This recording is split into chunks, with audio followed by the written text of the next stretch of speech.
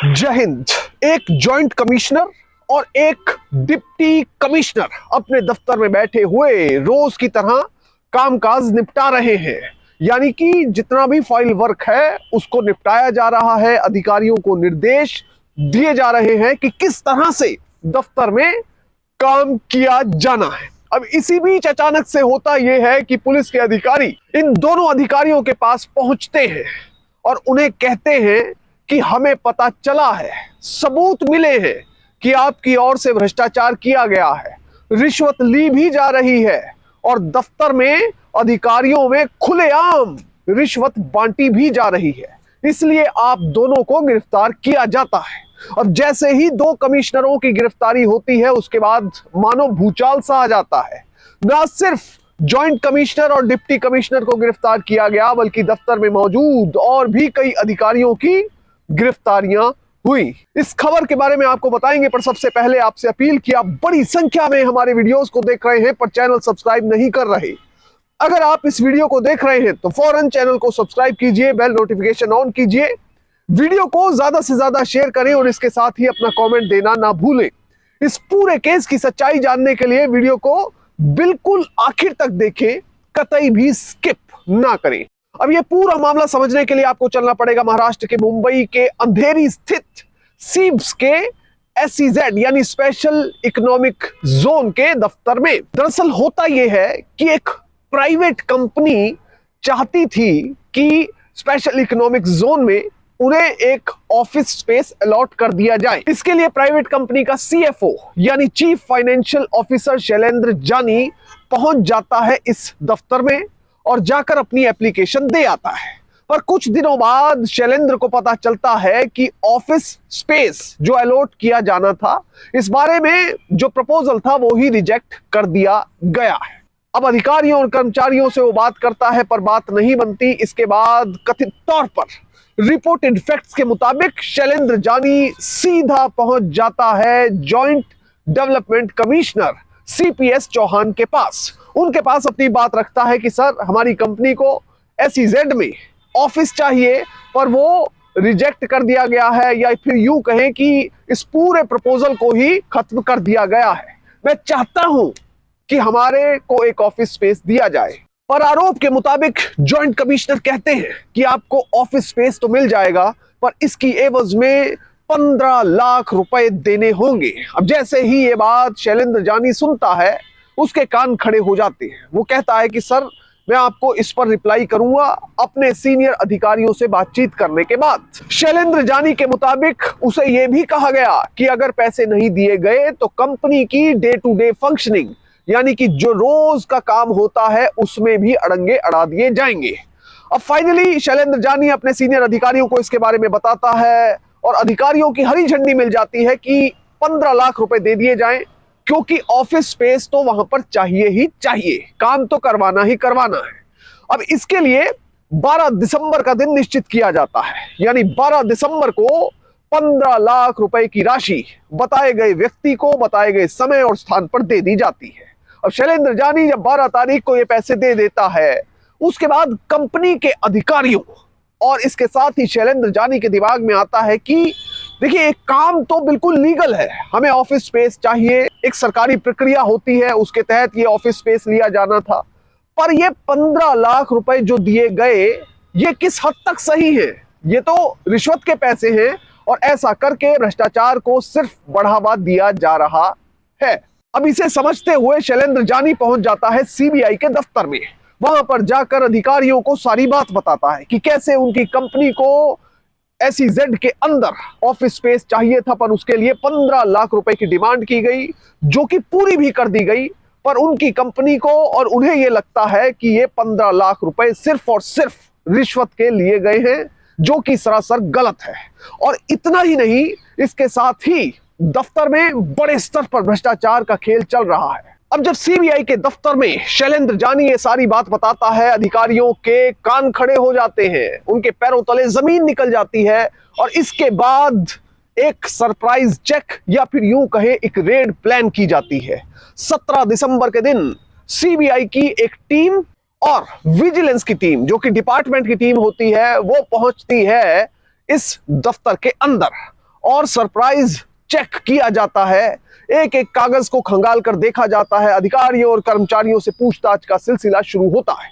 दरअसल सीबीआई को इनपुट यह मिली थी कि दो शख्स हैं, मनोज जोगलेकर और समीर डागा।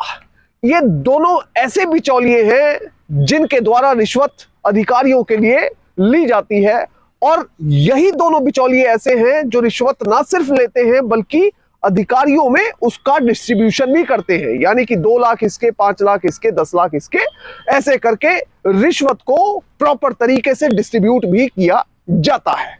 अब इसी क्रम में सीधा सीबीआई की टीम ने सबसे पहले मनोज जोगलेकर को बुलाया। पूछताछ शुरू हुई।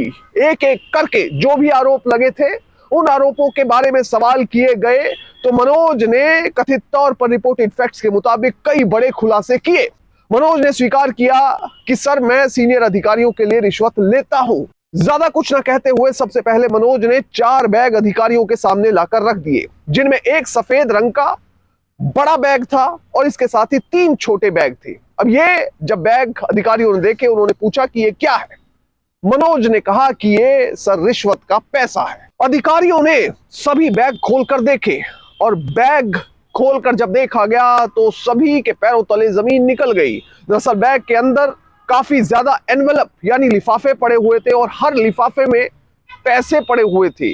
किसी में लाख रुपया, किसी में 2 लाख, किसी में 5 लाख, किसी में 50,000, किसी में 63,000, और सभी लिफाफों के ऊपर कोड नेम दिया गया था, जैसे SS, RM, SD, इस तरह के कोड नेम दिए गए थे। अब इसको आगे क्रैक किया जाता, इससे पहले मनोज से दूसरा सवाल भी पूछा गया कि आप बताइए कि शैलेंद्र जानी, जो कि एक कंपनी का CFO है, उससे क्या आपने पैसे लिए हैं। मनोज ने इस बात को भी कथित तौर पर रिपोर्टेड फैक्ट्स के मुताबिक स्वीकार किया। उसने कहा, जी हां सर, शैलेंद्र जानी से मैंने पैसे लिए हैं। दरअसल हुआ यह था कि मुझे joint development commissioner CPS Chauhan साहब का कॉल आया। उन्होंने कहा कि शैलेंद्र जानी नाम का शख्स है, ये कंपनी का रिप्रेजेंटेटिव है, इससे 15 लाख रुपए लेने हैं, जिन्हें लेने के लिए मैंने सीधा शैलेंद्र को फोन किया। शैलेंद्र ने कहा कि सर, मैं आपको जवाब देता हूं, आप रुकिए। और फिर शैलेंद्र ने अपने सीनियर अधिकारी को फोन किया। सीनियर अधिकारी ने भी कहा कि थोड़ा इंतजार कीजिए। उसके बाद सीनियर अधिकारी का वापस कॉल आया और कहा कि 15 लाख रुपए भिजवाए जा रहे हैं। और फिर फाइनली शैलेंद्र ने व्हाट्सएप कॉल के जरिए मनोज को संपर्क किया और कहा कि सर, आपको निश्चित समय यानी कि 12 दिसंबर के दिन 15 लाख रुपए दे दिए जाएंगे। तो इस तरह से मनोज ने 15 लाख रुपए कलेक्ट किए और लाकर जॉइंट कमिश्नर साहब के हाथ में थमा दिए। अब आरोप के मुताबिक 12 तारीख को 15 लाख रुपए तो मनोज ले लेता है। उसके बाद अगले दिन यानी 13 दिसंबर को CPS चौहान, जो कि जॉइंट कमिश्नर होते हैं, वो मनोज को अपने कमरे में बुलाते हैं और उसे 4 अलग अलग लिफाफे थमाते हैं, जिनमें कुल 8 लाख रुपए थे, यानी कि हर लिफाफे में 2 लाख रुपए थे। और कमिश्नर साहब कहते हैं कि ये सभी लिफाफे 4 अधिकारियों में बांट दिए जाएं। मनोज सभी अधिकारियों के नाम लिखता है और उसके बाद चारों लिफाफे अलग अलग अधिकारियों को थमा देता है। अब यहां तक जो पूछताछ हुई थी, जो खुलासे हुए थे, उससे यह साफ हो गया कि ना सिर्फ टॉप के अधिकारी रिश्वत ले रहे थे, बल्कि इसके साथ ही जो रिश्वत का पैसा इकट्ठा हो रहा था, उन्हें बाकी के अधिकारियों और कर्मचारियों में भी एक चैनलाइज तरीके से डिस्ट्रीब्यूट किया जा रहा था। अब इसके बाद मनोज नाम के इस बिचौलिए से और भी कई तरह के सवाल किए गए, जिनमें यह बात निकलकर सामने आई और उसने स्वीकार किया कथित तौर पर कि वो वरावंतकर प्रसाद डिप्टी कमिश्नर के लिए भी पैसे लेता है। यानी कि डिप्टी कमिश्नर ने जो रिश्वत लेनी है, उनके पैसे भी मनोज के जरिए ही पहुंचाए जाते हैं और उसके बाद अधिकारियों और कर्मचारियों में उन पैसे की बंदरबाट की जाती है। अब जब CBI की टीम को ये सारी बातें पता चली तो काफी हद तक एविडेंस और सबूत इकट्ठे हो चुके थे एक प्रॉपर केस रजिस्टर करने के लिए। अब यहां तक बात नहीं रुकी। मनोज से जब आगे के सवाल जवाब किए गए तो और भी कई बड़े खुलासे हुए।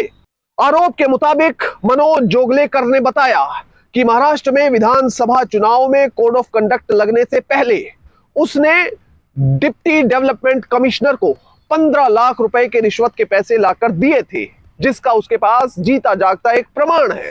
अब जब ये सब बातें पता चली तो CBI ने FIR रजिस्टर की। भारतीय न्याय संहिता की धारा 61 के सब सेक्शन 2 और इसके साथ ही प्रिवेंशन ऑफ करप्शन एक्ट की धारा 7, 8, 9, 10 और 11 के तहत अब एफआईआर रजिस्टर होने के साथ ही दोनों अधिकारियों पर गाज गिरनी थी।